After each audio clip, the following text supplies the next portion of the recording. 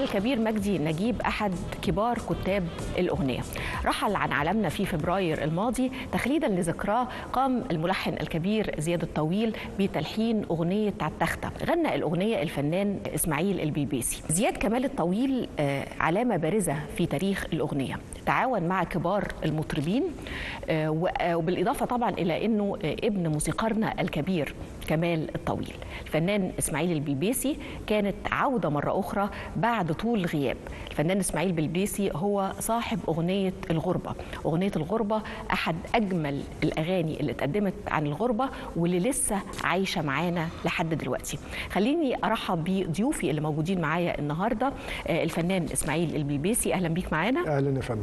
والملحن الكبير زياد كمال الطويل، أهلا بيك معانا.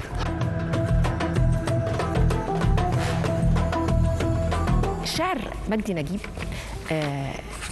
شاعر كبير جدا طبعا. والحقيقة لفت نظري ان هو قدم مجموعة مهمة جدا من الأغاني، عنده مواهب متعددة، لكن في ناس كتير مش عارفين مجدي نجيب لأنه ما كانش بيظهر كتير على الإعلام. ادينا معلومات أكتر عن من هو مجدي نجيب. أنا في بداية شغلي في المزيكا ما كانش لي علاقات بشعراء، فاتعرفت على الأستاذ مجدي نجيب أعتقد من خلال والدي أعتقد، وفجأة تحولت العلاقة إلى صداقة مع فارق السن، لأن هو كان شاب جدا في تفكيره وفي إحساسه، وكمان كان بيعرفني على مطربين آخرين ومنتجين وملحنين وأوساط فنية، وفي نفس الوقت بيعرض عليا كلماته، واشتغلت له كذا أغنية من ضمنها عالتختة. ده على الجانب الشخصي. عالتختة دي الأغنية الجديدة اللي قدمتها بعد رحيله.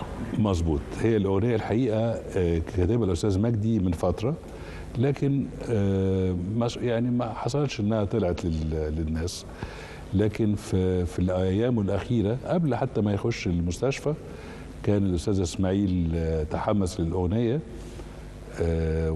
وعرضنا الفكرة على الأستاذ مجدي نجيب اللي رحب بيها. الأستاذ مجدي نجيب شاعر وفنان تشكيلي وصحفي وفيلسوف ومحب جدا للحياة، متعدد المواهب، وعنده مجموعة أغاني على التختة. دي جزء من الأغاني العظيمة اللي عملها. يعني ممكن نفتكر مثلا كامل الأوصاف لعبد الحليم حافظ. ممكن نفتكر قولوا لعين الشمس ما تحماش من أجمل أغاني شادية وشبابيك لمحمد منير وحاجات تانية، وأول أغاني هاني شاكر اللي هي سيبوني أحب. فكلها يا ابن عمي شادية برضه. الفنان إسماعيل البلبيسي، غنيت أغنية للشاعر الكبير مجدي نجيب. أنا برضو من حسن حظي إن أنا أعرف الشاعر الكبير مجدي نجيب من حوالي 35 سنة، واتعرفت عليه وعملت معاه 3 أغاني. أول واحدة كانت غنوة اسمها الفرح مد إيديه، وكان في الشريط الاولاني. وتاني واحده غنوه اسمها الحياه لازم نعيش، كانت في الشريط الثاني اللي هي كان فيه نفس الغربه وهي نفس الستايل بتاع الغربه. وتالت غنوه اللي هي اللي انا عملتها مع زياد. معلش انا بقول زياد طبعا عشان هو صاحبي. فعملت الغنوه دي، والغنوه دي ليها قصه بسيطه جدا علشان برضو الناس تبقى عارفه. عالتختة؟ طبعا. انا عايزه اعرف ايه حكايتها وليه كان اختيار عالتختة. ما انا هقول بقى لحضرتك اللي انا فاكره منها. الغنوه ديت كان الاستاذ مجدي عاملها من حوالي 30 سنه، وانا اتعرفت على الاستاذ زياد من خلال الاستاذ مجدي نجيب في التسعينات يعني. بالظبط. يعني هي متقدمه مكتوبه من زمان. ايوه. فهو ملحن وانا ملحن، وصغنطين صغيرين يعني كده بنسمع بعضينا. بتتوافقوا مع بعض ولا بيبقى في جدل ساعات على الالحان؟ لا، بنتقابل كاصدقاء وبنسمع بعض. هو ملحن وانا ملحن، وانا بحب كمان يعني المزيكا بتاعته. يعني انا مش وكمان انا مش بخش عند اي حد كده وابقى اصحابه. يعني ربنا بس اللي كان رايد. في حاجه او حاجات مشتركه ما بيني وبين اسماعيل، ان هو بيعمل فن للفن، مش للتجاره. طبعا لو حصل عائد مادي يبقى يا ريت، طبعا. لكن الاساس هو الفن. زائد ان هو مختلف، هو مختلف جدا عن كل الفنانين اللي حوالينا. ايه الاختلاف وليه كان اختيار الفنان اسماعيل البلبيسي بالتحديد؟ انا هقول بالتحديد؟ لحضرتك، وانا برضو اختياراتي للكلمات او كده مش تقليديه قوي، فانا عجبني كلمات على التخته، لكن مش اي فنان او مطرب يغنيها، لكن واحد زي الاستاذ اسماعيل ممكن، ولذلك هو اللي فكرني بيها.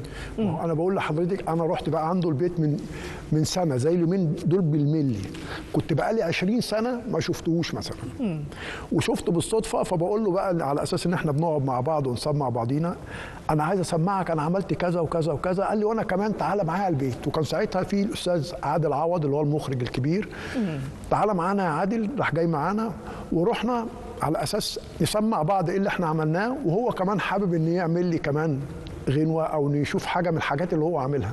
سمعني حاجات كتير جدا كلها تصلح لكل معظم الفنانين اللي موجودين سواء ستات او رجاله. بس انا مش شايف نفسي علشان انا يعني ليا شكل او حاجه، ممكن جدا لو كنا عمل لي حاجه مخصوص ممكن يبقى الموضوع عشان يبقى شايفني، ان انا كنت بسمع حاجات معموله لناس ثانيه. فقلت له انا فاكر من 20 سنه او 25 سنه كان في غنوه اسمها على التخته كتبوا التواريخ، وقال لي ايوه فاكرها، راح قاعد على الكمبيوتر، راح تك تك راح مطلعها بيسمعها لي، غنيتها له بقى وهو بيعملها، قلت له هي دي اللي انا عايزها. نسمع الغربه. الغربه دي اي بيت في مصر او في العالم لازم هتلاقي واحد او اتنين متغربين، او ممكن انا ابقى قاعد مع حضرتك دلوقتي وبعد فتره مثلا يكون عندك شغل او بيزنس او اي حاجه وتسافر في حته تقعدي سنتين ثلاثه تبقي بعيد عن اهلك واولادك وبيتك، فبتسمعي حاجه بقى عن الغربه من خلال كلام حلو ولحن مش بطال، واحد بيغني بشكل مش عارف عامل ازاي، اكيد هيأثر فيكي.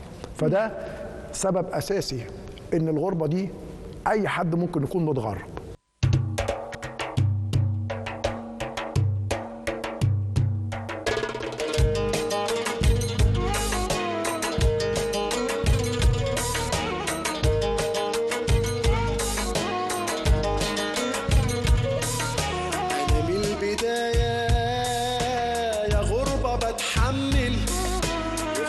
كفاية صعب ان انا اكمل، انا من البداية يا غربة بتحمل، وخلاص كفاية صعب ان انا اكمل، طريق يقرب لقلبي مناه، خد عمري بين ليالي، طريق يقرب لقلبي مناه، خد عمري بين ليالي وتاه، وآه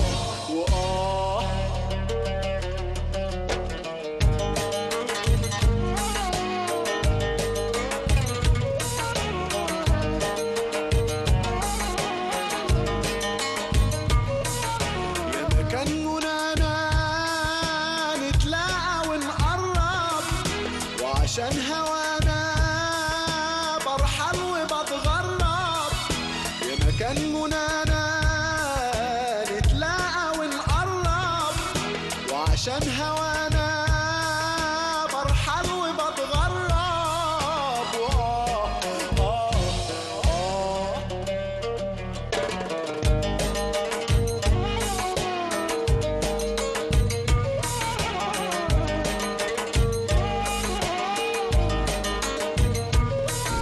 وعيش غريب وطال الليل معاك، جارح ومن غيرك أعيش، غريب وطال الليل معاك، جارح ومن غيرك دواه، وآه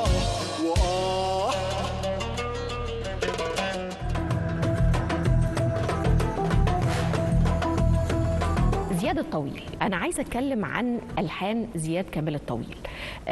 علامة مهمة جدا في تاريخ الأغنية، اشتغلت مع مطربين كبار جدا، وكتير جدا من الأغاني اللي قدمتها لهم كانت علامة فارقة أو نقطة تحول في حياتهم.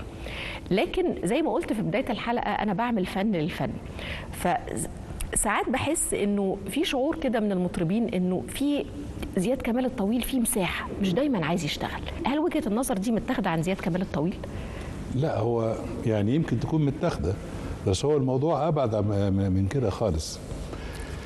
يعني أول أغاني اشتهرت لي كان غنوة حبك هادي للفنانة لطيفة. ودي أنا لما لحنتها ما كانش كان نص كلمات لقيته عندنا في البيت عند والدي بدون كتابة، مش مكتوب عليه اسم الشاعر مين، بس أنا عجبني النص، وهو أصلا كان حبك هادي. اللي معمول لراجل يغنيها يعني. لسبب او لاخر عملناها حبك هادي، وما كانش عندي امل انها تطلع يعني، لان ما اعرفش مين الشاعر. وبعدين اكتشفنا انها للاستاذ عبد الوهاب محمد، والفنانه لطيفه عجبتها. لما عملت البوم اسمه مش عارف للفنان هشام نور، كان في مجموعه اغاني زي حاجه اسمها توعديني، حاجه اسمها بتبهريني، وطبعا مش عارف. الاغاني دي كانت مختلفه عن السائد من صحيح. الاغاني وقتها. لما لقيت ان يعني في فجوه ما بيني وبين الاغاني السائده والمطربين اللي بيغنوها، فقلت لا، انا مقتنع باللي انا عامله. فقلت طب خلاص اجيب حد جديد اللي هو هشام نور يغنيها، وانا انتجت فعلا. لو برضو بتكلمي على حته تحول في مسار حد، فحصلت لي مع الفنانه أصالة فعلا. عملت معاها مجموعه من الاغاني بدايه تعاوني معاها كان في غنوه قلبي بيرتاح لك. قبلها كانت الفنانه أصالة بتغني اغاني كلاسيكيه، لكن بعدها تحولت الى الحاجات الحديثه، واخرها حاجه عملتها لها اسمها بعدك عني. بعدك عني دي كانت من اجمل ما قدمت أصالة. من اغاني وهي الحقيقه كمان يعني لايقه عليها، وكتير مطربين ومطربات. المهم تبقى الغنوه لايقه على اللي بيغنيها. كمان في تعاون كان مع ذكرى، وكان حصل. مع هاني شاكر. حصل كانت اغنيه هاني شاكر كانت هاني شاكر كوني مهما دي كانت من اجمل الاغاني. وذكرى اسمها ليل وشوق، برضو من احلى الاصوات. لا وفي لمحمد منير، وفي ناس تانية كتير الحقيقه يعني.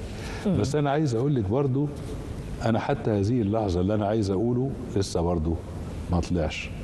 لان خلي بالك يعني الملحن او الشاعر مش هم اللي بيغنوا، في مطرب وفي منتج بيبقى عايز شيء معين، فبيدور عليه عندك. لو ما لقاهوش عندك بيروح لحد تاني. لكن ان انت تطلعي اللي انت عايزه تقدميه للناس، يا اما بقى بالصدفه تلاقي مطرب على نفس الخط، او منتج على نفس الخط يعني، او زي ما عملت قررت انك تنتج. بالظبط. تنتج علشان تخرج الرؤيه الفنيه اللي مقتنع بيها. بالظبط. بيبقى صعب انك تقدم رؤيه فنيه مش مقتنع بيها. والله ساعات بيحصل، ما اضحكش عليك. بس مش موضوع يعني، مش لدرجه مش مقتنع. بس بيبقى ظروف العمل. يعني ممكن مثلا ببقى بعمل موسيقى او تترات لمسلسل صعيدي. هي تجربه جميله، بس ان انا الحن صعيدي للصعيدي يعني ممكن افكر او لا. لكن لما عملت تجربه مسلسل الدالي كانت من احلى التجارب مثلا. يعني انا عايزه اتكلم على تعاونك مع نور الشريف بالتحديد. ده كان بدايه كان في مسرحيه اشتغلتوا مع بعض فيها. مظبوط. كانت مسرحيه الاميره والصعلوق، وبعدها على طول كان الدالي. هو اللي حصل كان الاستاذ نور الشريف في الاميره والصعلوق هو البطل والمخرج. فكنا بنتقابل تقريبا يوميا علشان نشوف المزيكا والمؤثرات الصوتيه. كان فيها المسرحيه كان فيها مؤثرات صوتيه، واعجب جدا بشغلي في المزيكا، وده كان بدايه تعارفي بيه. فلما جه بعد كده مسلسل رمضاني اللي هو الدالي الموسيقى فيه والتترات، وده بيني وبينك وقتها علامه في رمضان. كنت قلقان وقتها، لان مسلسل بطوله الاستاذ نور الشريف الناس في رمضان كلها تتفرج عليه. بالظبط. فيا اما يعني هتنجحي، يا اما خلاص كده بقى يبقى في مشكله. بس الحمد لله عدت على خير. عدت. ولا مسلسل الدالي والتترات والموسيقى اللي كانت فيه كانت يعني ليها دور في انجاح المسلسل نفسه. في تترات كتير جدا لما المطربين بيغنوها الناس بتطلبها في الحفلات. بنبقى عارفين ده تتر مسلسل بوابة الحلواني، ده تتر مسلسل المال والبنون. حضرتك ذكرتي كمان الموسيقى التصويرية اللي بتعبر عن الأحداث أو الشخصيات. خلي بالك في المسلسلات اللي بيعملوا المزيكا وانا منهم ما بنتفرجش على المسلسل. احنا بنعمل الموسيقى بناء على قرايه، غير في السينما. في السينما بيبقى الفيلم تقريبا خلصان وبيحطوا المزيكا على المشاهد الحقيقيه. انا لسه ما عملتش. ايه الاصعب؟ ما جربتش لسه؟ انا ما جربتش السينما بس احب جدا. ليه؟ لان بتهيألي لما يكون مشهد سينمائي قدامي ويتحط له مزيكا بالثانيه مظبوطه، اعتقد هيبقى معبر قوي. الفنان اسماعيل البيبيسي طبعا كان في طول غياب مده طويله. اخر اعمالك كانت الغربه اللي هي دي كانت العلامه الكبيره، وبعد كده كان الاغنيه على التخته. الناس بتسال كنت فين كل الفتره دي؟ انا دكتور في الكونسرفاتوار. بتدرس آلة ايه في بدرس آلات نفخ نحاسيه. وده من سنة 86 من ساعة ما اتخرجت يعني لحد النهاردة الحمد لله. فأنا كنت عملت الشريط الثالث ليا وحبيت يعني أنا دايما كنت أنا برضو اللي بنتج حاجتي زي زياد كده، نفس الحاجات اللي هو نفس الحكاية اللي أنا بخش كسبت في المهمة في الحاجات. المجال بتاعنا ده الناس بجد اللي بيقدموا فن دايما بيتعبوا، مش بيكسبوا، مش بيكسبوا.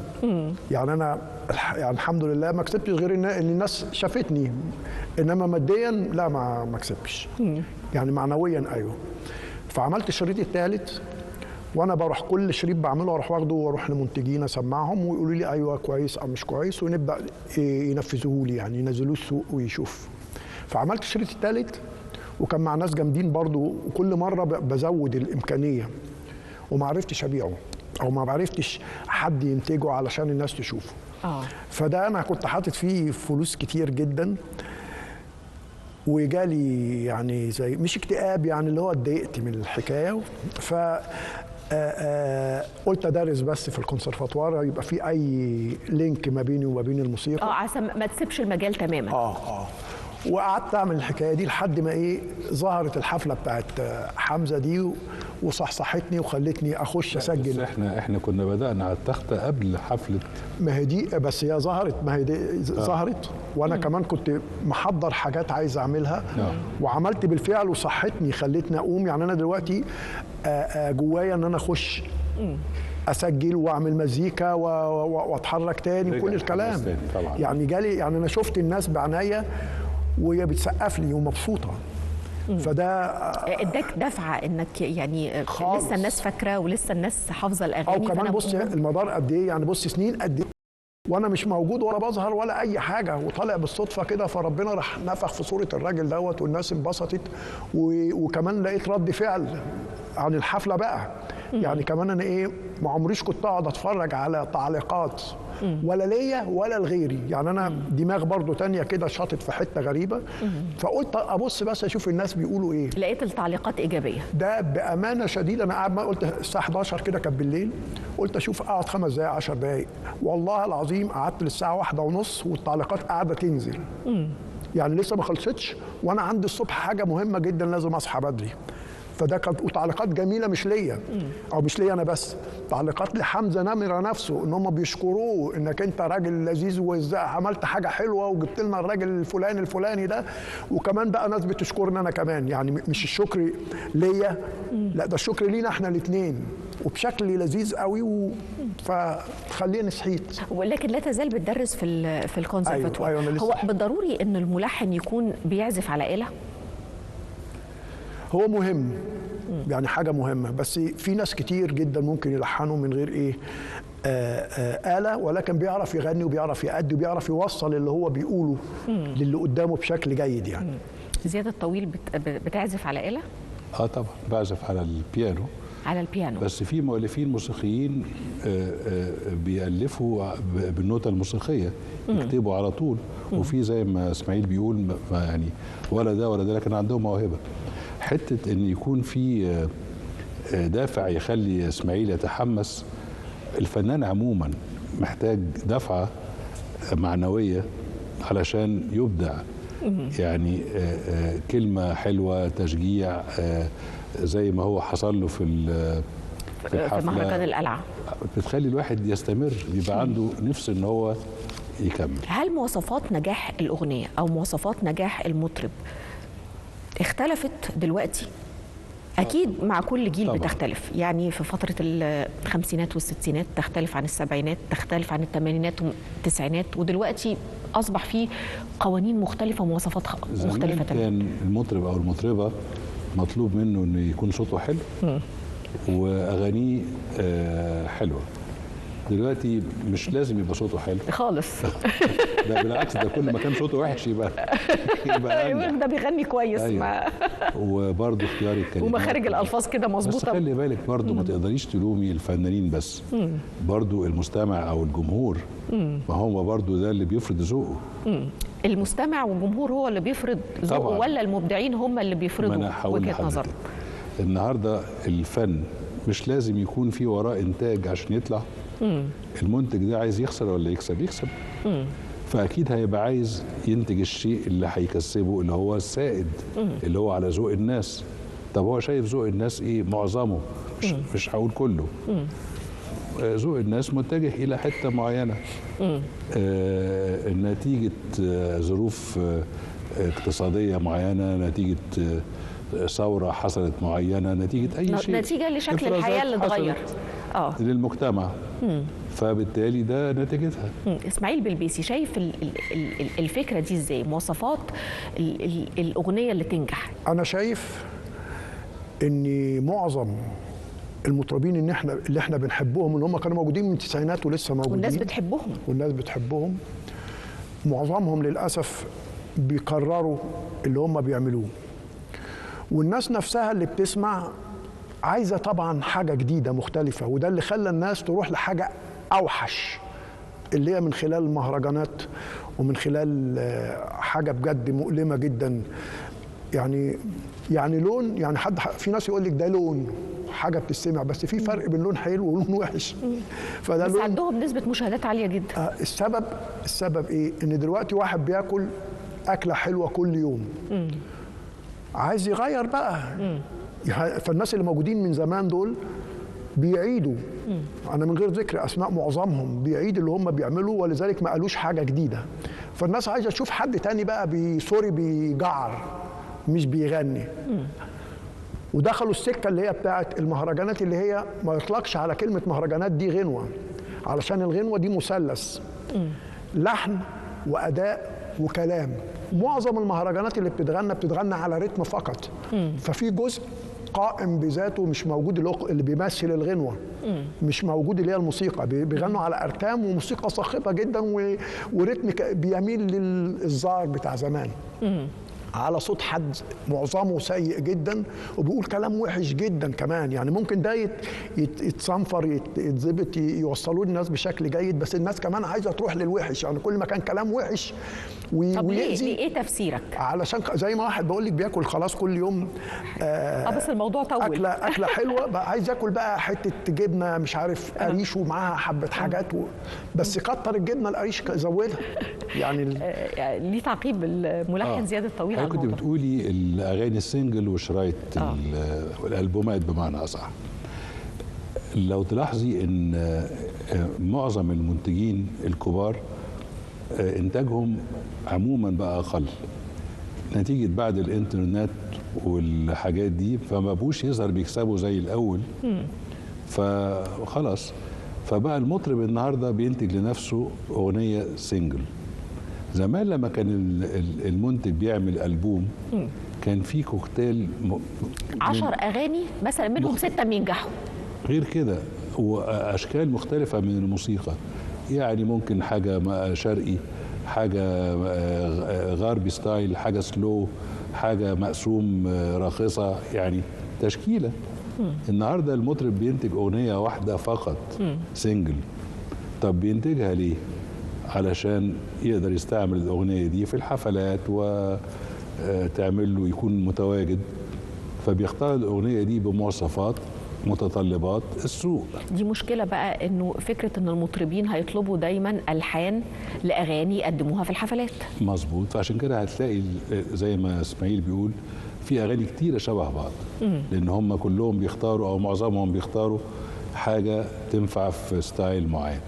زمان أيام الألبومات كان في تشكيلة وكنت تسمعي بقى ابداع الشعراء والملحنين وغيرهم. كانت الناس الجمهور العادي يعني بيروح وهو بيشتري الشريط يفتح يشوف مين الكاتب ومين الملحن ويتوقع ان كانت الاغاني دي هتنجح ولا لا. بالزبط. ده ما بقاش موجود. بالظبط. طيب انا عايزه الفنان اسماعيل بالبيسي لازم تغني لنا حاجه بقى، تغني لنا ايه؟ تختار ايه؟ انا هغني غنوه اسمها هاتي يا دنيا هاتي. الغنوه دي كلمات الفنان عنتر هلال، وهي من الحاني وتوزيع الفنان علي شرف. وانا الحمد لله كمان يعني سجلتها اوديو بس لسه ما اتصورتش. دي جديده خالص. دي الناس لسه ما سمعتهاش، ودي من ضمن الحاجات اللي هي ايه، عايز الناس ان شاء الله يسمعوها واتمنى تعجبهم. نسمع. ودي على فكره برضه علشان معلومه، دي اساسا انا كنت عاملها لهشام عباس من 20 سنه او اكتر. غناها هشام عباس بس انا يعني عملتها بشكل تاني خالص طبعا، علشان كل فنان بيبقى ليه طعم وشكل فانا غيرت. هو عارف انك هتقدمها تاني؟ قلت له هو من غير اصل انا الملحن يعني انا صاحب فمن حقك ان انت تغني. بالظبط. طب خلينا نسمعها يمكن نفتكرها. هنسمعها بالتوزيع؟ لا من غير توزيع. انا هغنيها بالتوزيع. اغنيها ازاي بالتوزيع؟ يعني في جزء على فكره انت هتبقوا حاسين. هتشوفوا عشان خاطر نشوف التوزيع الجديد بس يعني. لا هو يعني اصل التوزيع دي انواع موسيقى بتبقى داخله متداخله مع اللحن ومع الحاجات، وبيبقى فيها هارمونيات يعني واخده بال حضرتك. انما انا هقولها بالترتيب عشان التوزيع ده برضو ممكن فيه ترتيب. ماشي. الترتيب بس اللي هو اللي اقدر اعمله، انما مش هقدر اغني واعزف ويعني في نفس الوقت. يو يو يو يو يو يو يو Yo yo yo yo yo yo yo yo yo yo yo yo yo yo yo yo yo yo tak tuk da dak da dak duk da dak da dak duk da dak da. هاتي يا دنيا هاتي ايه عندك كمان، محال تشوفي اهاتي وها عندك كمان. هاتي يا دنيا هاتي ايه عندك كمان، محال تشوفي اهاتي وها عندك كمان. ما حزنت يوم في حياتي على اللي كان وكان، ولا بخاف من الاتي انا ليه هبات قلقان. ما حزنت يوم في حياتي على اللي كان وكان، ولا بخاف من الاتي انا ليه هبات قلقان. طول ما انا راضي بالمقسوم هاتي هاتي ودك دك دا دك دا دك دك دا دك دا. هاتي يا دنيا خلي تزيد الحمال، يا ما الزمان حملي وانا الرحال.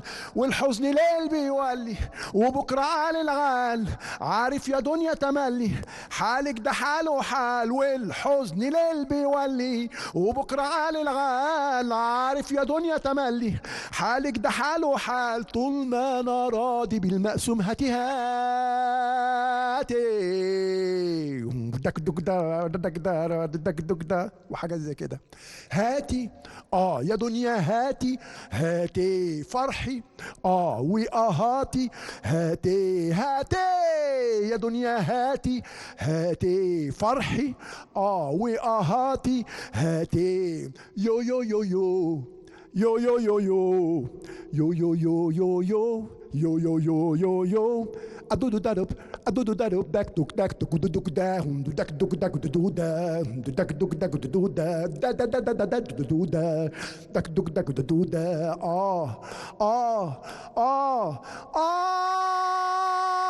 هاتي يا دنيا هاتي ايه عندك كمان، محال تشوفي اهاتي وها عندك كمان. ما حزنت يوم في حياتي على اللي كان وكان، ولا بخاف من الاتي انا ليه هبات قلقان. طول ما انا راضي بالمقسوم هاتي هاتي تك تك تا تا وحاجات مني ومندي وفي الاخر كمان ترامب ده يجي يعزف انطبطا انطتا انطتا انطربتا انطربتا انطربتا انطربتا. هو غناها بالتوزيع واحنا قاعدين مش محتاج توزيع. اللحن بقى اللي في الاخر ده ترامبت بلدي شرقي فوق الحاجات اللي شفتيها دي كلها، يعمل الفيد يروح مطلع ان شاء الله حاجه حلوه. انا شايفه انه معظم اغاني اسماعيل البلبيسي مش عن الحب والهجر، عن الغربه. عن الدنيا. دي مقصوده؟ مقصوده طبعا. الناس اللي بيغنوا نسيب ده دلوقتي الناس اللي بتغني للحب والهجر والحاجات دي ناس لذاذ جدا ومطربين ومطربات وما شابه، وشكلهم كمان بتاع حب. انا شكلي وطريقتي وكل كده على بعضي مش باسماعيل الحبوب، يعني اللي هطلع اقول موعود لعبد الحليم حافظ المطرب العاطفي لا خالص. انما لازم يكون انا عندي حاجه مختلفه اقدر اقولها، فانا ده انا بعرف اقوله. ممكن حد ما يعرفش يقوله بس انا بعرف اقوله، فبقول اللي انا بعرف اعمله بشكل مختلف والخاص بيك، وما بخشش في الجزئيه بقى بتاعت الايه الحب والهجر، علشان لما تبص برضو في ناس انا شبه الناس دي زي محمد منير والشاب خالد وحمزه نمره، كل دول ما بيغنوش للحب. قعدت اغنيه للشاب خالد غنتها اشمعنى؟ حصل الغنوه دي كان اسمها لالي، ولالي دي ما كانتش اسمها لالي، كانت اسمها يا رايه للفنان الشاب خالد. وكان في منتج جميل جدا موجود في الوقت بتاع الثمانينات والتسعينات دي اسمه تيمور كوتا، اللي هو عمل تقريبا معظم المطربين والمطربات اللي ظهروا في التسعينات والثمانينات، اللي هم كل اللي موجودين بلا استثناء معظمهم يعني. فجاء معايا انا برضو مش بغني ولا بعمل، يعني مش بعتمد على الطرب. فالشاب خالد نفس الحكايه، اللي هو بيعتمد على مواضيع اخرى. فجاب غنوه يا رايه دي وقال لي هنشيل الكلام اللي هو مش باين منه ولا كلمه، اللي هو كلام زي البربري كده ما تفهميش منه حاجه خالص، وعايزك تشيل الكلام ده وتحط كلام عربي. فقعدت انا ونحط كلام عربي، كلمات عنتر هلال. فقعدت اشوف الكلام ان انا امسك جمله او حاجه علشان اقدر اطلع احط بدل الكلام ده عربي، ما عرفتش. فقعدت ازن كده مع اللحن، لقيت نفسي طلعت لحن تاني خالص، لحن تاني بس نفس المود بتاع الايه الفلكلور الجزائري والصحراء والمش عارف ايه، وطلعت لالي اللي انا عملتها. اساسا كنت معاملها انا لنفسي في شريطي الاولاني وسمعها بعد كده بقى محمد محي وقال لي عايز اغنيها، فرحت ظابطها لحنتها له. انا ملحنها اساسا وغنيتها انا بالفعل في شريطي الاولاني. ممكن نسمع جزء منها؟ ممكن جدا.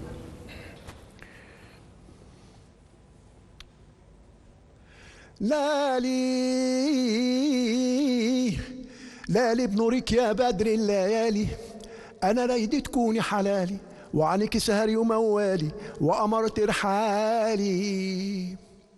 لالي لالي بنورك يا بدر الليالي، أنا رايدي تكوني حلالي وعنك سهري وموالي وقمر ترحالي. ليلة ليلة ليلة ليلة واسهر ليالي، ليلة ليلة ليلة وأنا عاشق وماليش حيلة، أنا خط الصبر وسيلة في هواك يا ليلة. لالي لالي بنورك يا بدر الليالي، أنا رايدي تكوني حلالي وعنك سهري وموالي وقمر ترحالي.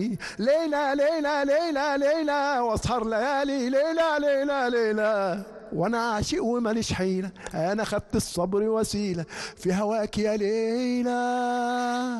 لالي كانت من أغاني محيي الحلوة.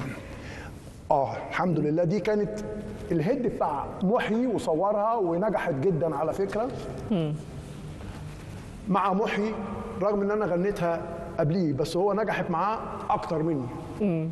بس انا برضو عندي ظروف. الشريط بتاعي اللي عملته اللي هو كان فيه الادي دي ده كانت حاجه ساعدتك ولا زعلتك بصراحه؟ ايه اللي هي؟ انك غنيت الاغنيه وما نجحتش زي ما نجحت مع محيي. اسعدتني طبعا، اسعدتني جدا ان انا اللي عامل اللحن، فانا هبقى مبسوط. اللحن ده ابني يعني حد تاني اي حد يغني هيبقى مبسوط. انا اقصد السبب بتاع دي، انا بعد ما خلصت الشريط بتاعي اللي ما ظهرش اساسا. ايوه ما ظهرش بعد 5 ايام قامت حرب الخليج، فده اللي ما خلى الشريط ما ايه الناس ما تشوفوش. بس كان في حاجات اجمد بجد من اللي انا عملتها بعد كده في حياتي، علشان كان في حاجات حلوه قوي موجوده بس الناس ما سمعتهاش للاسف. ما ينفعش يبقى معانا الملحن زياد الطويل وما نتكلمش عن موسيقارنا العظيم كمال الطويل. كمال الطويل ملحن عبقري. لو سالت زياد كمال الطويل من وجهه نظره ايه اللي بيميز الحان موسيقارنا الكبير كمال الطويل؟ يعني هو كان مجدد وسابق عصره طبعا. لما بدأ مشواره الفني عمل ألحان مختلفة عن اللي قبله، لكنها ألحان مصرية. يعني مش ألحان، حافظ على مصرية مظبوط. الألحان. وده في منتهى الصعوبة إنها تبقى جمل جديدة لحنية جديدة خالص، لكن ما هياش جمل غربية. كان في تعبير عنده، التعبير باللحن عن الكلمة واضح جدا. ده نتيجة إن هو بيختار الكلمة بتأني وبوعي، عشان خلفية ثقافية بقى وذكاء وكل الحاجات دي. كمان ممكن الملحن يعمل موسيقى بتعبر عن الكلمات، لكن لو تشيل الكلمات هتسمعي موسيقى ملهاش معنى قوي. لا، كمال الطويل تشيل الكلمات هتلاقي لحن قائم بذاته. ليه دايما بيقرن لما بنقول الملحن الكبير كمال الطويل لازم نفتكر الملحن محمد الموجي، ملحننا الكبير محمد ان هم الموجي؟ بدأوا مع بعض. خلي بالك تجربة عبد الحليم حافظ في البدايات، خصوصا تجربته في الأغاني السينمائية، لأن معظم أغاني كمال الطويل لعبد الحليم حافظ بخلاف الأغاني الوطنية، فكانت أغاني اللي في أفلام. عايزين نفتكرها. بتلوموني في ايه؟ في يوم، في شهر، في سنة، على قد الشوق. على يعني فكرة كمال دي أغاني لو تجمعي عدد أغانيه العاطفية لعبد الحليم زائد الوطنية، فهو أكتر ملحن عمل أغاني لعبد الحليم. إيه السر؟ يعني طبعا موسيقار الكبير كمال الطويل اتعامل مع كبار المطربين، عمل لمحمد قنديل، عمل لنجاة الصغير، عمل لسيدة الغناء العربي أم كلثوم، لكن تظل العلامة الأبرز عبد الحليم حافظ. إيه سر العلاقة؟ لا صوته، لا إحساسه، يعني لا اللي يعبر عن اللي هو عايز يقوله، ده مهم قوي. يعني أنت لما تكوني بتبدعي وتلاقي اللي هيوصل لك اللي أنت عايزاه وأحلى، هتبدعي أكتر. زائد إن عبد الحليم كمان، يعني كمال الطويل كان معروف إنه بيعمل الكلمات بلحن وما يعجبوش يغيره وما يعجبوش ويغيره. عبد الحليم كان بيحفظ كل التغييرات دي. ما كانش عنده مشكله في حكايه ان يحصل كده. كان كمال الطويل مسميه ريكوردر بتاعهم، يعني حافظ كل ده. وكان عبد الحليم ينتقي بقى الاحلى في دول. ما حصلش ابدا خلاف ما بين موسيقار كمال الطويل وفنان عبد الحليم حافظ في اي اغنيه من الاغنيات؟ اكيد في خلافات فنيه بتحصل ما بين اي تفتكر فنان. اي اغنيه حصل فيها خلاف؟ انا افتكر، انا ما كنتش يعني حاجات سمعتها كده. طبعا سمعت حاجات، بس هو بتبقى خلافات فنيه. لكن على المستوى الشخصي لا، يعني اصدقاء لحد اخر يوم في حياه عبد الحليم حافظ. ما كانش عنده الحان ممكن يديها المطرب تاني؟ شوفي، في حياة عبد الحليم حافظ كمال الطويل رفض انه يلحن هو اللي رفض لأي مطرب آخر، وقال بصراحة أنا مش هشجع مطرب انه ينافس عبد الحليم. قال كده بصراحة. يعني كان في مطربين ظهروا كتير ما لحنلهمش كمال الطويل. زي مين في الوقت ده؟ لا في كتير ظهروا طبعا. بس يعني ممكن اقول لك مين اللي ما تعاونش معاه كمال الطويل. مين لم يتعاون مع كمال الطويل؟ ما تعاونش مع محرم فؤاد، مع ماهر العطار، مع كمال حسني، مع يعني ما فيش حد تعاون معاه. لكن عمل مثلا بين شطين وميه ده قبل ما يلحن. ده كان قبل عبد الحليم. وعمل في حياة عبد الحليم مع عادل مأمون في فيلم ألمظ وعبد الحمولي أغنية يلي سامعني، وده لون مختلف تماما عن عبد الحليم. عمل لعبد المطلب الناس المغرمين، ده لون مختلف تماما ولا يشكل أي منافسة مع عبد الحليم. عمل مع محمد رشدي أغاني برضه لا بنقول بعيد خالص. عمل ايه مع الفنان محمد رشدي؟ عمل لقمر يا اسكندراني وانت مين. وعمل لنجاة الصغيرة. لا عمل لها اغاني كتيرة قوي. يعني في الاصوات النسائية كانت نجاة الصغيرة الصوت المفضل بالنسبة له. كان بالنسبة له الصوت المفضل. مظبوط. ايه اهم الاغاني اللي عملها مهما يطول البعد؟ اول اغنية نجاة الصغيرة كانت بتغني اغاني ام كلثوم، ما كانش ليها اغاني خاصة بيها. اول اغنيه تسجلها تبقى خاصه بيها اللي هي ليه خلتني احبك، لحن كمال الطويل. وتوالت بعد كده بقى الاعمال زي غريبه منسيه، واسهر وانشغل انا، وطول عمري احبك واشكي. ومهما يطول البعد كانت كمال وبعد الطويل. كده مهما لو يطول البعد، لو يطول البعد، واستناني، وعيش معايا، دي اغاني طويله. لا، عمل لها مجموعه اغاني كتير قوي. الاغنيه الوطنيه كمال الطويل عمل، طبعا كان في النشيد الوطني اللي غنته سيده الغناء ام كلثوم، واغاني زي صباح الخير يا سينا، دي كانت الحان موسيقى طبعا، وخلي السلاح صاحي. ده اتعملت خلي السلاح صاحي في 73 عند مشكله الثغره. فكان حماسه ان هو يقول للجنود خلي السلاح صاحي، ما فيش تهاون. ايه السر ورا انه الاغاني الوطنيه اللي اتغنت، طبعا كان ليها ظروف تاريخيه وظروف سياسيه مختلفه، لكن ايه السر ان الاغاني دي لسه عايشه معانا اكتر بكتير من الاغاني اللي اتقدمت بعد كده؟ علشان اللي عملوها اولا ما كانوش بيتقاضوا عنها اجر اطلاقا. فن للفن طبعا. احساسهم بوطنيتهم، واحساسهم بان هم عايزين يقدموا شيء فعلا، يعني كلمه عايزين يوصلوها للناس بلحن حلو، باحساس المطرب حلو. رساله.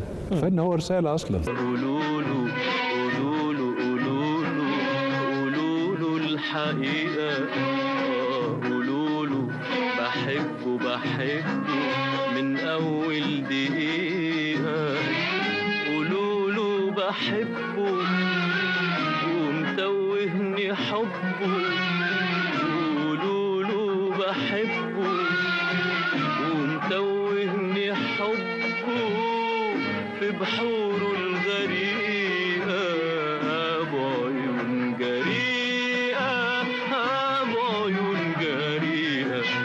الفنان اسماعيل البلبيسي، ناس كتيره ما تعرفش انك بدات في فرقه المصريين. هاني شنودة ده راجل مثقف كان مجدد وبيانيست هايل، وعنده افكار حلوه، ملحن لذيذ جدا، بيعمل اعمال حلوه قوي. فكان كل الامكانيات بتاعته دي ظهرت مع فرقه المصريين، وكان معاهم طبعا مجموعه من الشعراء على راسهم الفنان الكبير صلاح جاهين وعمر بطيشه وعصام عبد الله، انواع يعني مجموعه كبيره من الناس. فانا من حظي ان انا كنت بغني في الوقت ده، وكان في منتج اسمه عاطف انتصر، هو عمل الشريط بتاع بحبك لا، اللي هو اول شريط، وده اللي انا اشتركت فيه. كان غنوه اسمها قربي كانت كلمات عنتر هلال، برضو ده اول. اشتغلت كتير مع عنتر هلال. ما هو انا تقريبا اكتر من 90% معظم شغلك مع شاعر عنتر وده هلال. اول عمل كمان احنا الاثنين ناخد عنه بقى اجر. يعني انا كان عندي 15 سنه وعملنا الغنوه دي، كانت غناء عمر فتحي ومعاه دويتو الفنانه ايمان يونس. وكان الشريط ده اللي هو نجح وكسر الدنيا، كان فيه ما تحسبوش يا بنات الجواز راحه وبحبك لا، وكان من ضمنهم غنوه قربي اللي انا عملتها دي.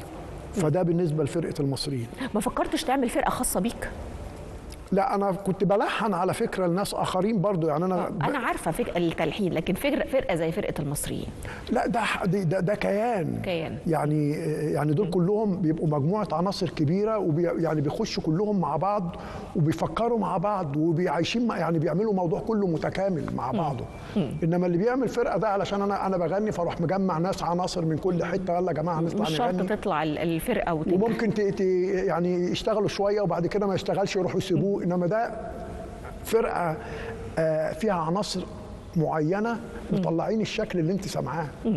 ده فرقه المصريين. ما ينفعش يبقى معانا زياد الطويل ما نتكلمش عن تجربتك مع الفنانه الكبيره ورده، لانه الفنانه ورده كانت يعني متواجده في اجيال مختلفه، وكان عندها فكره ان انا لازم اتعامل مع الملحنين والشعراء الشباب. فكلمني على تجربتك مع الفنانه ورده واهم الاغاني اللي قدمتوها مع بعض.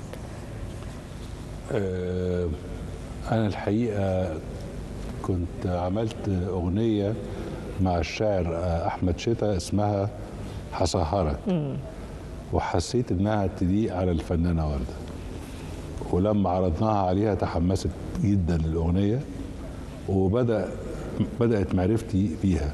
لقيت إنسانة بسيطة جدا. وعلى فكرة مش بس هي، كل الفنانين الكبار والشخصيات العظيمة عموما كبيرة يعني بتلاقيهم في منتهى البساطة وفي منتهى الطبيعية، ما بيعملوش أي حركات ولا الأنا عندهم عالية ولا حاجة. لقيتها شخصية لطيفة جدا وحساسة جدا، وطبعا مطربة كبيرة جدا وبتستوعب اللحن كويس قوي.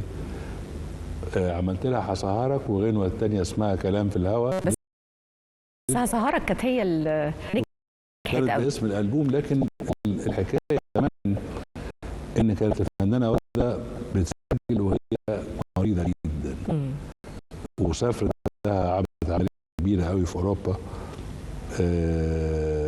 فيعني كان في شوية ظروف كده مش تمام، بس طبعا لكن الأغنية نجحت. لكن الأغنية نجحت. طبعا طبعا. أسهرك وأشغل بالك وأحيرك وبقولها لك، ما هو زي قلبي ما سهرته، ما هو زي عقلي ما حيرته، قلبي ما سهرته، زي عقلي ما حيرته.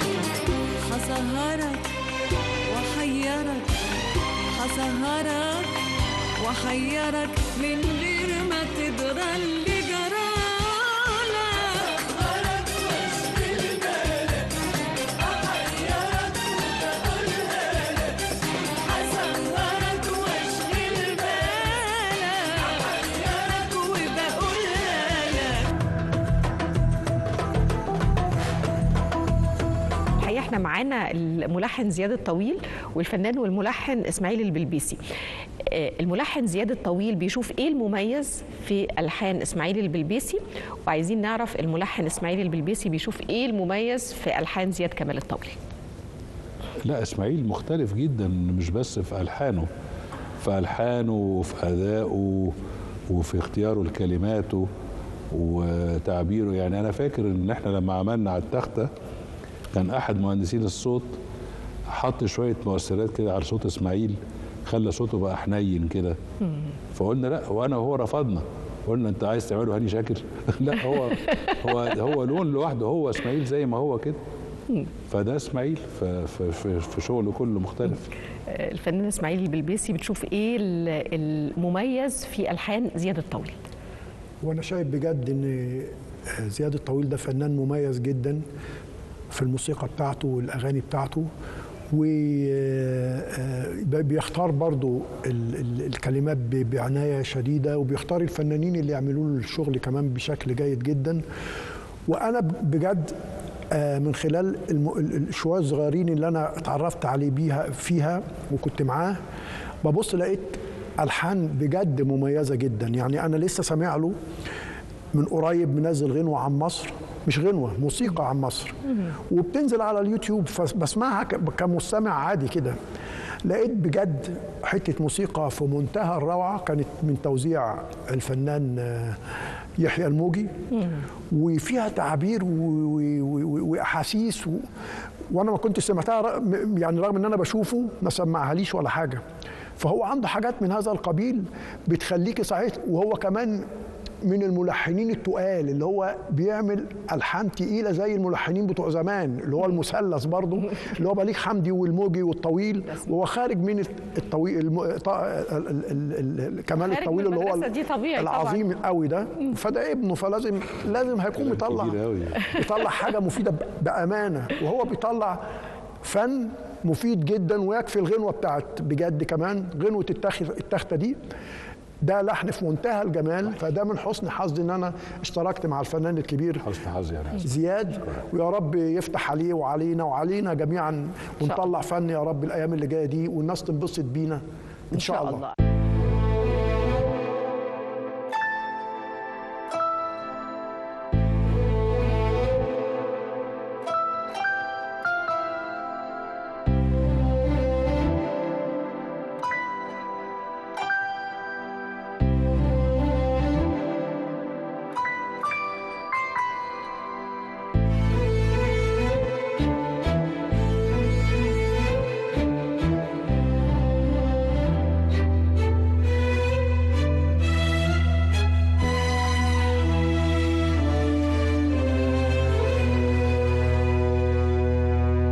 بشكركم جدا، بشكر طبعا الملحن الكبير زياد الطويل، بشكر الفنان اسماعيل البلبيسي. ربنا يبارك لك. والحقيقه انا عايزين نختم بقى باغنيه.